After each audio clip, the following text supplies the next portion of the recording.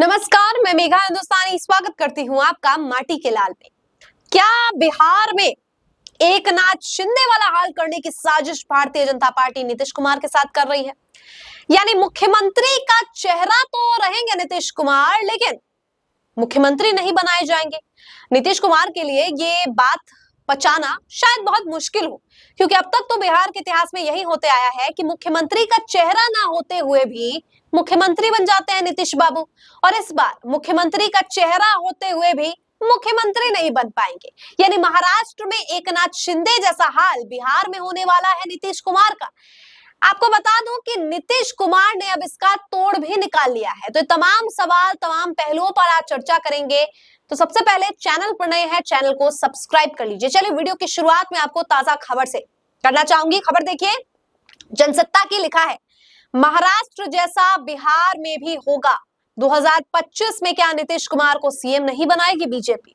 अंक गणित की बात करें तो शायद नीतीश कुमार के लिए इस लिहाज से खतरा हो सकता है कि बिहार में अगर सत्ता में आना है तो दामन तो छोड़ना पड़ेगा ही, क्योंकि अब दामन छोड़ना, पलटना नीतीश कुमार की फितरत नहीं बल्कि मजबूरी बन पड़ी है। तेजस्वी यादव ने तो ऐलान कर दिया है अपनी यात्रा का, यात्रा शुरू भी हो गई है। वही तेजस्वी यादव ने नीतीश कुमार की महिला संवाद यात्रा पर भी खूब क्रिटिसिज्म किया है, सवाल पूछे हैं, कटघरे में खड़ा कर दिया है।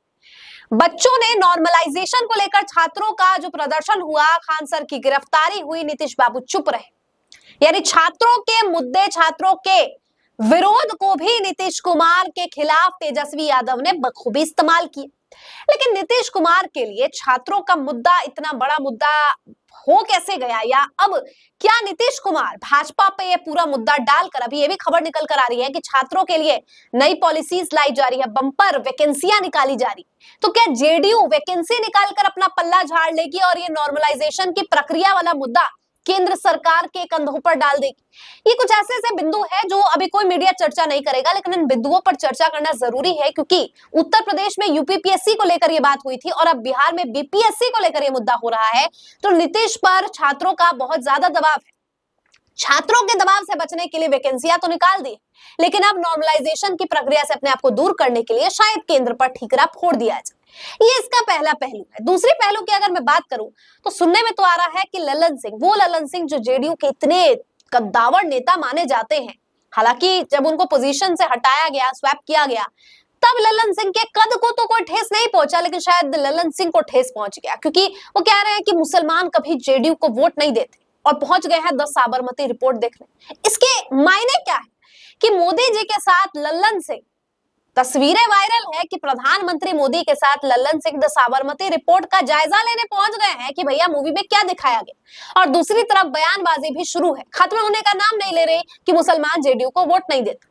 और इसका तीसरा पहलू ये है कि वक्फ संशोधन पर भले ही जेपीसी बैठा दी गई हो, लेकिन गृह मंत्री अमित शाह ने ऐलान कर दिया गया है कि अगर वक्फ संशोधन पर कोई भी बुरा बोलेगा तो उसको ठीक कर दिया जाएगा। यानी विरोध करने वालों को ठीक करने का ऐलान अमित शाह ने कर दिया है। तो विरोध तो खुद चिराग पासवान, खुद जेडीयू, खुद आपके सहयोगी दल कर रहे हैं, तो इनको तो पहले मना लीजिए और फिर कहिएगा कि वक्फ संशोधन पर शायद उस समय भारतीय जनता पार्टी की मजबूरी रही।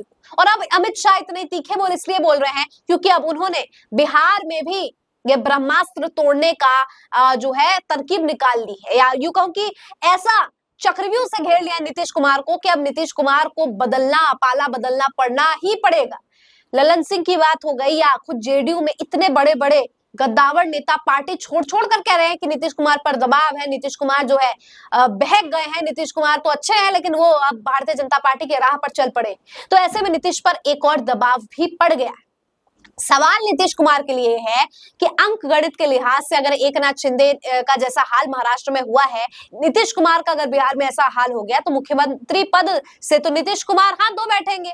और नीतीश कुमार के लिए मुख्यमंत्री पद उतनी ही जरूरी है जितनी कि नीतीश कुमार की पलटने वाली प्रवृत्ति है। और जैसे कि तेजस्वी यादव के लिए सत्ता पाना हो, तेजस्वी यादव के लिए सत्ता पाने से ज्यादा नीतीश कुमार के लिए मुख्यमंत्री पद को रिटेन करना है, क्योंकि 2005 के बाद लगातार नीतीश कुमार बहुत बार मुख्यमंत्री रहे हैं, उनके टक्कर का कोई व्यक्ति ही नहीं आया है। और अब भाजपा के सहयोगी दल जेडीयू, या यूं कहूं कि अपनी पार्टी के साथ, जिस पार्टी का गठबंधन है, उनके साथ चुनाव लड़कर अगर मुख्यमंत्री ही पद नहीं मिला तो फिर मिला क्या?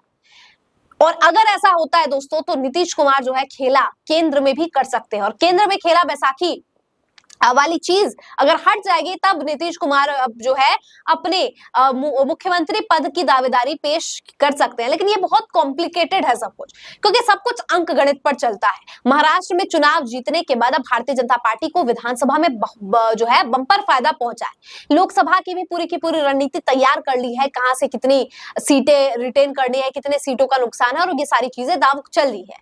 अब नीतीश कुमार पर ऐसा दबाव पड़ गया है कि वो पार्टी बदलने के लिए पूरी तरीके से मजबूर हो गए। वहां छात्रों का प्रदर्शन हो रहा है, केंद्र से भले ही 225 करोड़ का आवंटन मिल गया हो महिला संवाद यात्रा करने के लिए, लेकिन मुश्किलें जो है वो थमने का नाम नीतीश कुमार के लिए ले नहीं रही। अब देखने वाली बात होगी कि क्या महज प्यादा बन के रह जाएंगे भारतीय जनता पार्टी का, या खुद अपनी चाल वो खुद चलने वाले हैं सही टाइम पर। आपको क्या लगता है 2025 विधानसभा चुनाव से पहले नीतीश कुमार क्या चलेंगे मास्टर स्ट्रोक? कमेंट करके बताइए। मुझे दीजिए इजाजत, देखते रहिए माटी के लाल। धन्यवाद।